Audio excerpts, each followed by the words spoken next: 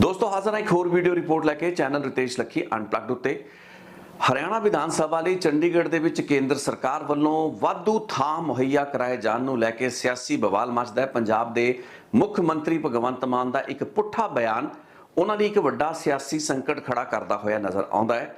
लेकिन ये पूरी की पूरी गलबात चंडीगढ़ उत्ते पंजाब के हक ते हरियाणा वालों बदोबदी जताए जा रहे दावे का मुद्दा है, जिस उत्ते रिपोर्टां आपां विस्तार दे विच बनाईयां ने, तुसीं वेखिया ने। लेकिन अज की इस रिपोर्ट दे विच मैं एक बहुत ही वक्री गलबात नूं लैके हाज़र होया हाँ, तो एक अजिहा हाँ पक्षी एस्पैक्ट इस पूरी घटना चक्कर का है, इस पूरे के पूरे नैरेटिव का है, जिसनूं मैनूं लगा कि तुहाडे नाल चर्चा दे विच लियाना जरूरी है, जिस दे नाल साडे तुहाडे सोच का सोचण दे विचारण दे नज़रिए का जिहड़ा दायरा है वह वधे, होराइजन साडा थोड़ा जिहा वधे।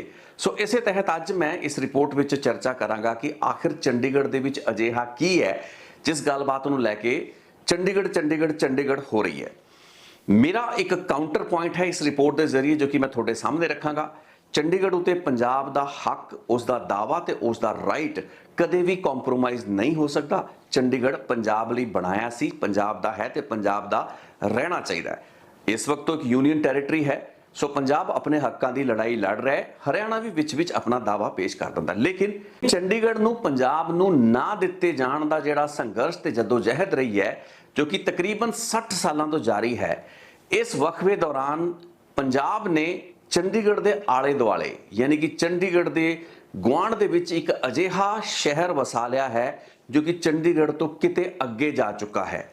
मैं गल कर रहा हाँ साहिबजादा अजीत सिंह नगर यानी कि मोहाली दी।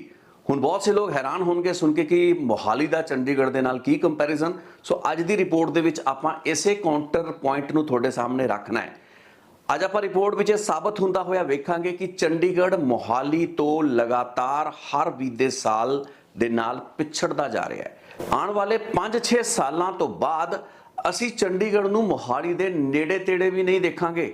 ये चीज़ तुहानूं सुनण दे विच बड़ी हैरानी वाली लग सकती है।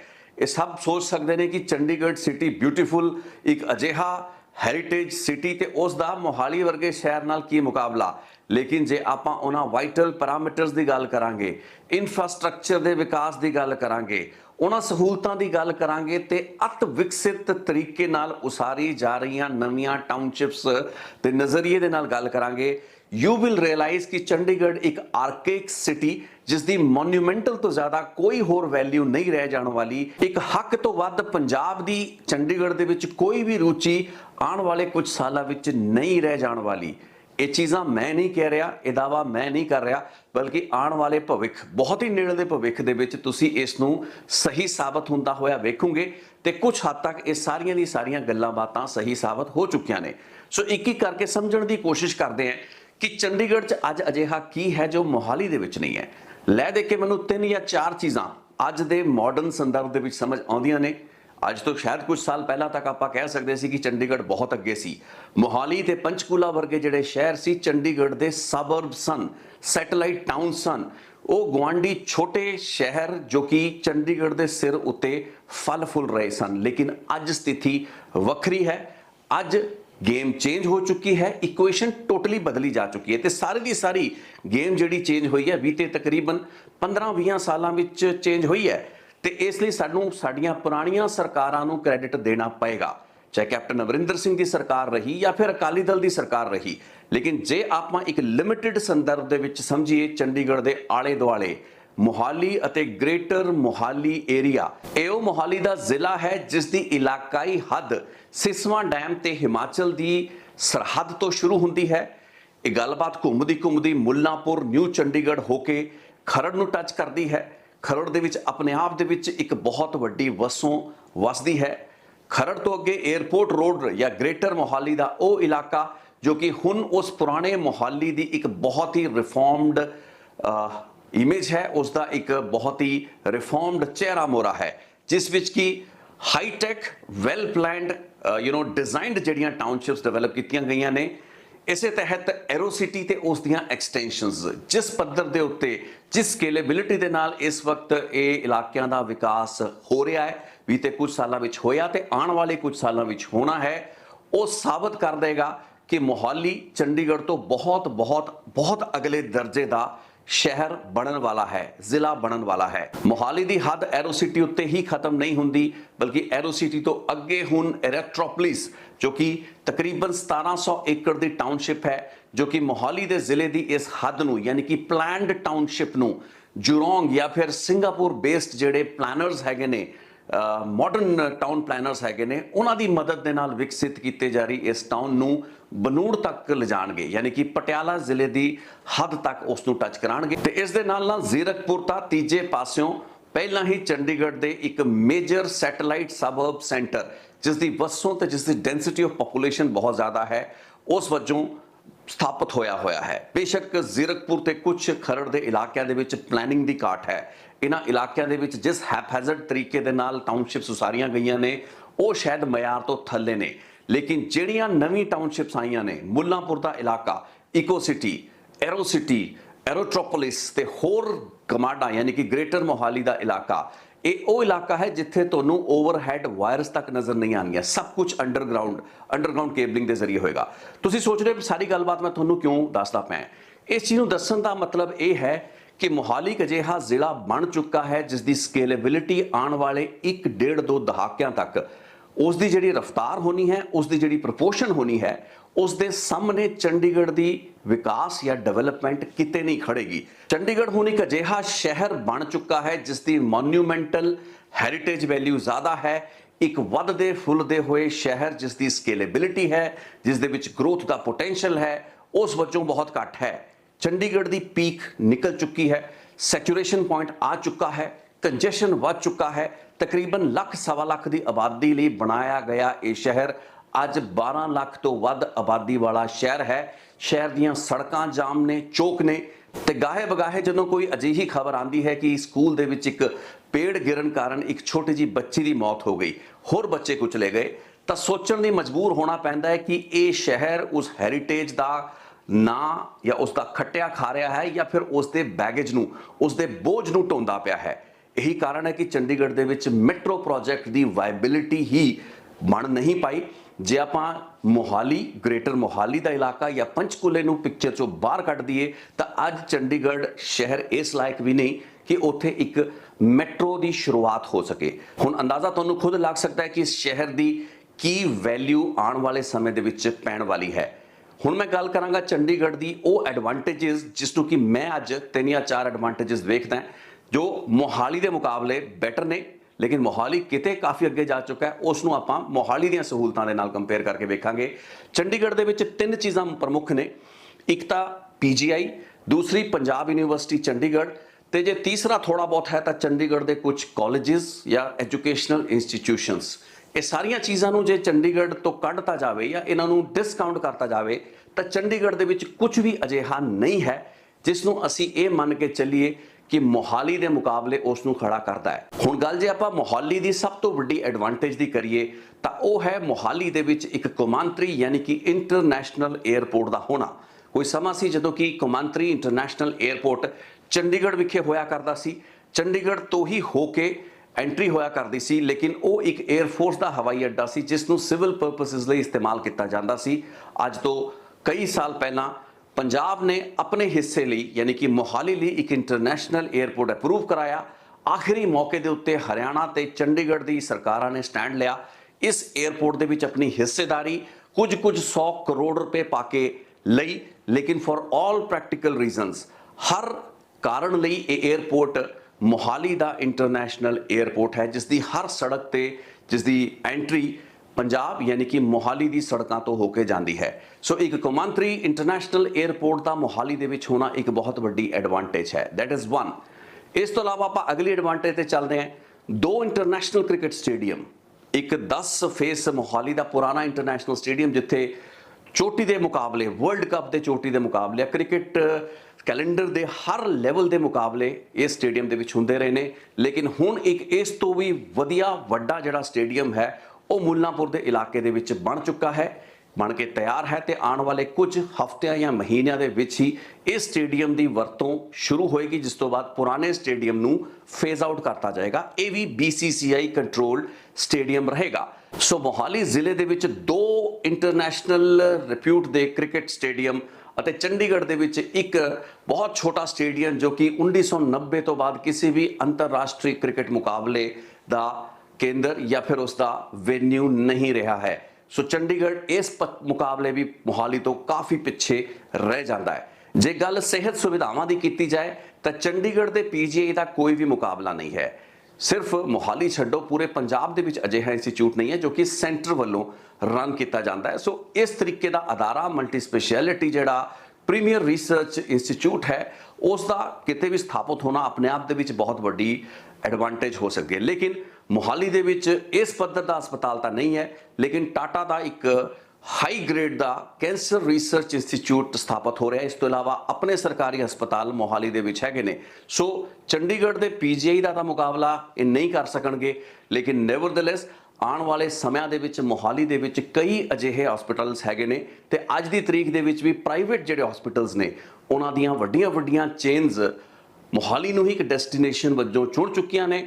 ਮੈਕਸ ਤੇ ਫੋਰਟਿਸ ਵਰਗੇ ਹਸਪਤਾਲ, ਜਿੱਥੇ ਹਰਿਆਣਾ ਦੇ ਅਨਿਲ ਵਿਜ ਤੇ ਓਮ ਪ੍ਰਕਾਸ਼ ਚੌਟਾਲਾ ਵਰਗੇ ਲੀਡਰਾਂ ਨੇ ਵੀ ਆਪਣੇ ਇਲਾਜ ਕਰਾਏ ਨੇ। ਤੇ ਜਦੋਂ ਵੀ ਹਰਿਆਣੇ ਦੇ ਕਿਸੇ ਲੀਡਰ ਨੂੰ ਸਿਹਤਯਾਬੀ ਲਈ ਕਿਸੇ ਹਸਪਤਾਲ ਵਿੱਚ ਭਰਤੀ ਹੋਣ ਦੀ ਲੋੜ ਹੁੰਦੀ ਹੈ ਤਾਂ ਉਹ ਮੋਹਾਲੀ ਦੇ ਹੀ ਇਹਨਾਂ ਹਸਪਤਾਲਾਂ ਨੂੰ ਚੁਣਦੇ ਨੇ।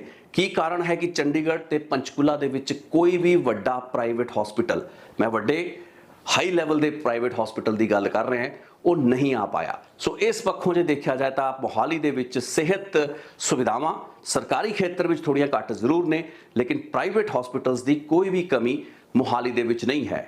ਵਿਦਿਅਕ ਅਦਾਰਿਆਂ ਦੀ ਗੱਲ ਕਰਨੀ ਇੱਥੇ ਬਹੁਤ ਜ਼ਰੂਰੀ ਹੈ ਕਿਉਂਕਿ ਇਸ ਪੱਖੋਂ ਚੰਡੀਗੜ੍ਹ ਨੂੰ ਇੱਕ ਐਡਵਾਂਟੇਜ ਹੈ, ਲੇਕਿਨ ਉਹ ਐਡਵਾਂਟੇਜ ਚੰਡੀਗੜ੍ਹ ਤੋਂ ਦੂਰ ਹੁੰਦੀ ਜਾ ਰਹੀ ਹੈ। ਤੇ ਪੰਜਾਬ ਯੂਨੀਵਰਸਿਟੀ ਦੀ ਜਿਹੜੀ QS ਵਰਲਡ ਰੇਟਿੰਗਸ ਹੈਗੀਆਂ ਨੇ ਉਸ ਦੇ ਵਿੱਚ ਜੋ ਪਰਫਾਰਮੈਂਸ ਰਹੀ ਹੈ, 1200 ਤੋਂ ਥੱਲੇ ਪੰਜਾਬ ਯੂਨੀਵਰਸਿਟੀ ਚੰਡੀਗੜ੍ਹ ਦਾ ਰੈਂਕ ਰਹਿ ਗਿਆ ਹੈ, ਜਦੋਂ ਕਿ ਮੋਹਾਲੀ ਜ਼ਿਲ੍ਹੇ ਦੀ ਕੜੂਆਂ ਦੀ ਚੰਡੀਗੜ੍ਹ ਯੂਨੀਵਰਸਿਟੀ ਤਕਰੀਬਨ 800 ਦੇ ਆਸ-ਪਾਸ ਉਸ ਦਾ ਰੈਂਕ ਹੈ ਤੇ ਪੰਜਾਬ ਯੂਨੀਵਰਸਿਟੀ ਚੰਡੀਗੜ੍ਹ ਨੂੰ ਪਿੱਛੇ ਛੱਡ ਚੁੱਕੀ ਹੈ। ਲੈ ਦੇ ਕੇ ਚੰਡੀਗੜ੍ਹ ਦੇ ਵਿੱਚ 2-3 ਹੋਰ ਕਾਲਜ ਰਹਿ ਜਾਂਦੇ ਨੇ, DAV, MCM, DAV, SD college. ਇਹਨਾਂ ਦੇ ਮੁਕਾਬਲੇ ਜੇ ਗੱਲ ਮੋਹਾਲੀ ਦੇ ਵਿੱਚ ਉਚੇਰੀ ਵਿੱਦਿਆ ਦੇ ਲਈ ਬਣੇ ਵਿਦਿਅਕ ਇੰਸਟੀਟਿਊਸ਼ਨ ਸੰਸਥਾਨਾਂ ਦੀ ਕਰ ਲਈ ਜਾਏ ਤਾਂ ਮੋਹਾਲੀ ਕਿਤੇ ਅੱਗੇ ਜਾ ਚੁੱਕਾ ਹੈ। ਟੌਪ ਦੀਆਂ ਜਿਹੜੀਆਂ ਯੂਨੀਵਰਸਿਟੀਜ਼ ਨੇ ਉਹਨਾਂ ਨੂੰ ਮੋਹਾਲੀ ਨੂੰ ਸੈਂਟਰ ਵਜੋਂ ਚੁਣਨਾ ਪਿਆ ਹੈ। ਆਪਾਂ ਚੰਡੀਗੜ੍ਹ ਯੂਨੀਵਰਸਿਟੀ ਦੀ ਗੱਲ ਕੀਤੀ ਹੈ। ਐਮਿਟੀ ਯੂਨੀਵਰਸਿਟੀ ਇਸ ਵਕਤ ਮੋਹਾਲੀ ਦੇ ਵਿੱਚ ਆਪਣਾ ਕੈਂਪਸ, ਬਹੁਤ ਹੀ ਵੱਡਾ ਕੈਂਪਸ ਖੋਲ ਚੁੱਕੀ ਹੈ, ਜਿਸ ਦੇ ਸੈਸ਼ਨ ਸ਼ੁਰੂ ਹੋ ਚੁੱਕੇ ਨੇ। ਦੇਸ਼ ਦੇ ਵਿੱਚ ਪਹਿਲਾ ਇੱਕ ਅਜਿਹਾ ਤਜਰਬਾ ਹੈ ਜਿਸ ਵਿੱਚ ਕਿ ਦਰਜਨਾਂ ਦੀ ਗਿਣਤੀ ਦੇ ਵਿੱਚ ਕਾਰਪੋਰੇਟ ਜਿਹੜੇ ਜਾਇੰਟਸ ਨੇ ਉਹਨਾਂ ਨੇ ਮਿਲ ਕੇ ਐਕਸਪੀਰੀਐਂਸ਼ੀਅਲ ਲਰਨਿੰਗ ਲਈ ਇੱਕ ਯੂਨੀਵਰਸਿਟੀ ਬਣਾਈ ਹੈ ਜੋ ਪਲਕਸ਼ ਨਾਂ ਤੋਂ ਜਾਣੀ ਜਾਂਦੀ ਹੈ। ਇਹ ਦੇਸ਼ ਦੀ ਪਹਿਲੀ ਯੂਨੀਵਰਸਿਟੀ ਹੈ and you would be surprised to know ਕਿ ਪਲਕਸ਼ ਯੂਨੀਵਰਸਿਟੀ, ਜਿਸ ਦਾ ਇੱਕ ਬਹੁਤ ਹੀ ਅਲਟਰਾ ਮਾਡਰਨ ਜਿਹੜਾ ਕੈਂਪਸ ਹੈ ਉਹ ਮੋਹਾਲੀ ਦੇ ਵਿੱਚ ਹੀ ਸਥਾਪਿਤ ਹੋ ਚੁੱਕਾ ਹੈ ਤੇ ਇਸ ਦੇ ਸੈਸ਼ਨ ਵੀ ਸ਼ੁਰੂ ਹੋ ਚੁੱਕੇ ਨੇ।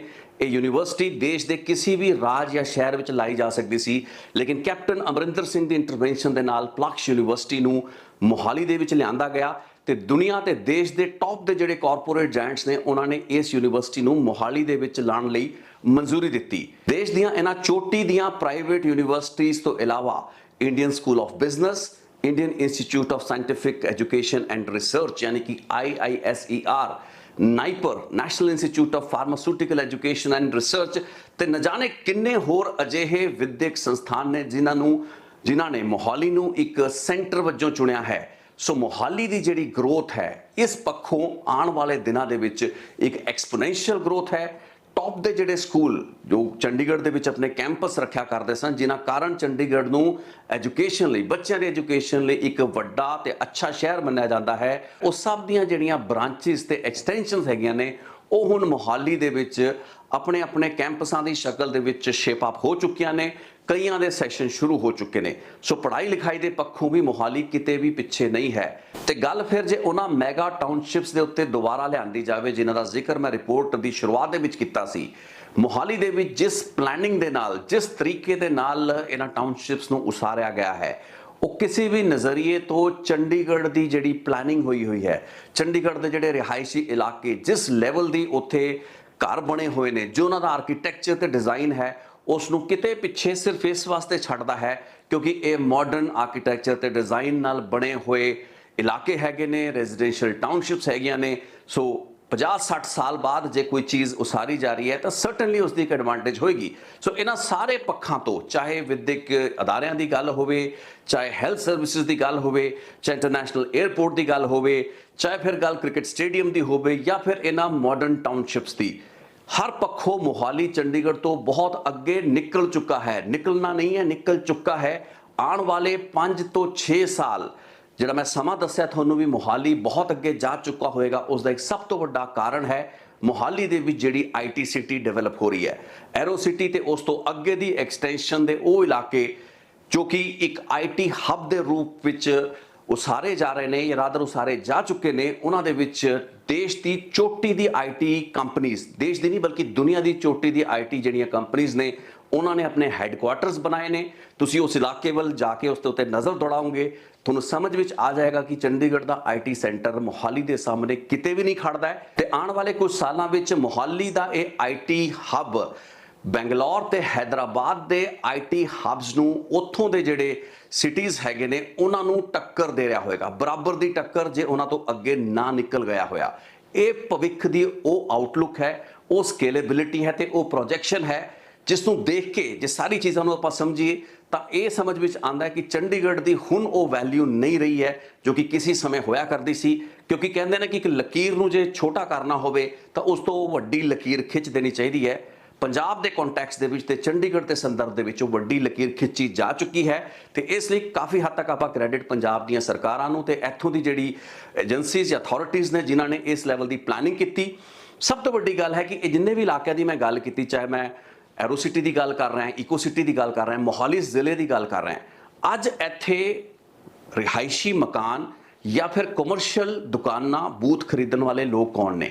You will be surprise to know ਕਿ ਹਰਿਆਣਾ ਤੋਂ ਤੇ ਹਿਮਾਚਲ ਤੋਂ ਹਜ਼ਾਰਾਂ ਨਹੀਂ ਬਲਕਿ ਲੱਖਾਂ ਦੀ ਗਿਣਤੀ ਦੇ ਵਿੱਚ ਲੋਕਾਂ ਨੇ ਆ ਕੇ ਇੱਥੇ ਨਾ ਸਿਰਫ ਪਲਾਟ ਖਰੀਦੇ ਨੇ, ਕਮਰਸ਼ੀਅਲ ਪ੍ਰਾਪਰਟੀਆਂ ਖਰੀਦੀਆਂ ਨੇ, ਬਲਕਿ ਇੱਥੇ ਉਹ ਰਹਿ ਵੀ ਰਹੇ ਨੇ। ਆਖਰ ਕੀ ਕਾਰਨ ਹੈ? ਜੇ ਹਰਿਆਣਾ ਦੇ ਲੋਕਾਂ ਨੂੰ ਚੰਡੀਗੜ੍ਹ ਦੇ ਉੱਤੇ ਪੰਜਾਬ ਦੇ ਹੱਕ ਨੂੰ ਲੈ ਕੇ ਇਤਰਾਜ਼ ਹੈ, ਸਾਡੇ ਭਾਈ ਹੈਗੇ ਨੇ ਸਾਰੇ ਹਰਿਆਣਾ ਦਾ ਭਾਈਚਾਰਾ, ਤਾਂ ਫਿਰ ਉਹ ਕੀ ਕਾਰਨ ਨੇ ਕਿ ਮੋਹਾਲੀ ਦੇ ਵਿੱਚ ਰਹਿਣਾ ਅੱਜ ਉਹ ਬਿਹਤਰ ਸਮਝਦੇ ਨੇ? ਉਹਨਾਂ ਨੂੰ ਕੀ ਪੰਚਕੂਲੇ ਤੇ ਆਸ-ਪਾਸ ਦੇ ਇਲਾਕਿਆਂ ਦੇ ਵਿੱਚ ਉਹ ਗਰੋਥ ਨਜ਼ਰ ਨਹੀਂ ਆ ਰਹੀ?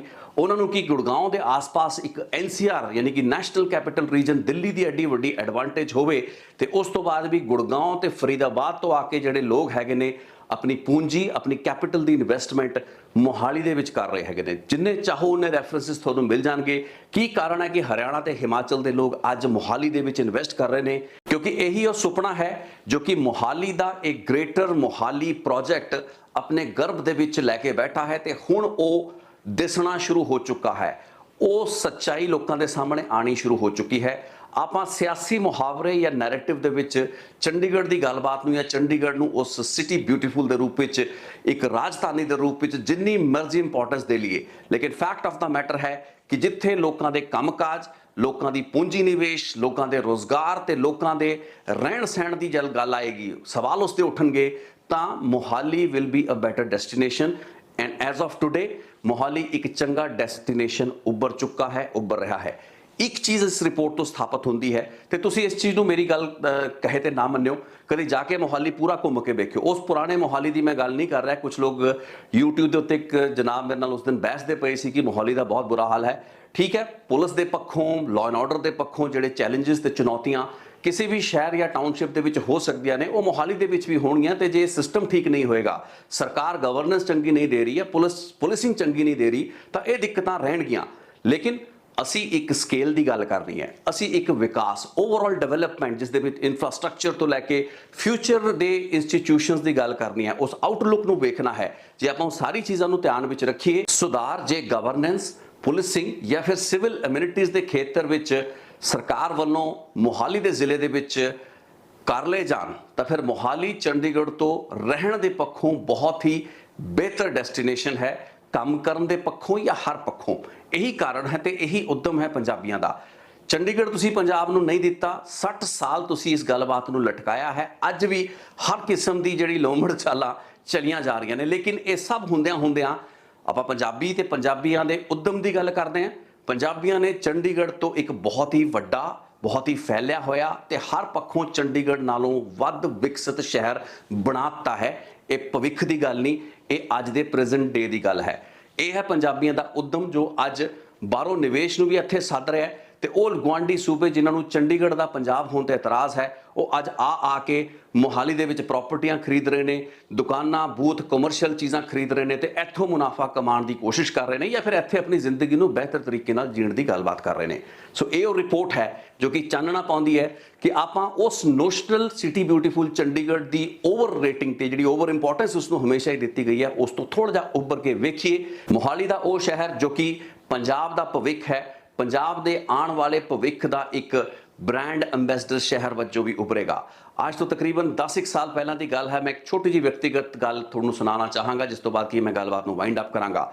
ਪੀਟੀਸੀ ਨਿਊਜ਼ ਦੇ ਵਿੱਚ ਇੱਕ ਇੰਟਰਵਿਊ ਲਈ ਸੁਖਬੀਰ ਬਾਦਲ ਨੂੰ ਸੱਦਿਆ ਗਿਆ ਸੀ।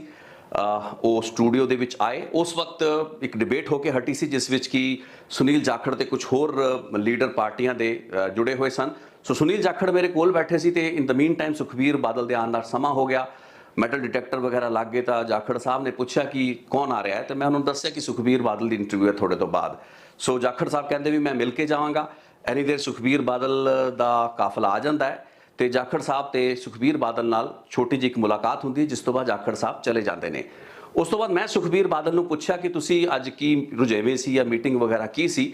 ਸੁਖਬੀਰ ਦੱਸਦੇ ਨੇ ਕਿ ਉਹ ਮੋਹਾਲੀ ਦੀ ਪਲਾਨਿੰਗ ਨੂੰ ਲੈ ਕੇ ਇੱਕ ਬੜੀ ਮੇਜਰ ਮੀਟਿੰਗ ਕਰ ਰਹੇ ਸੀ।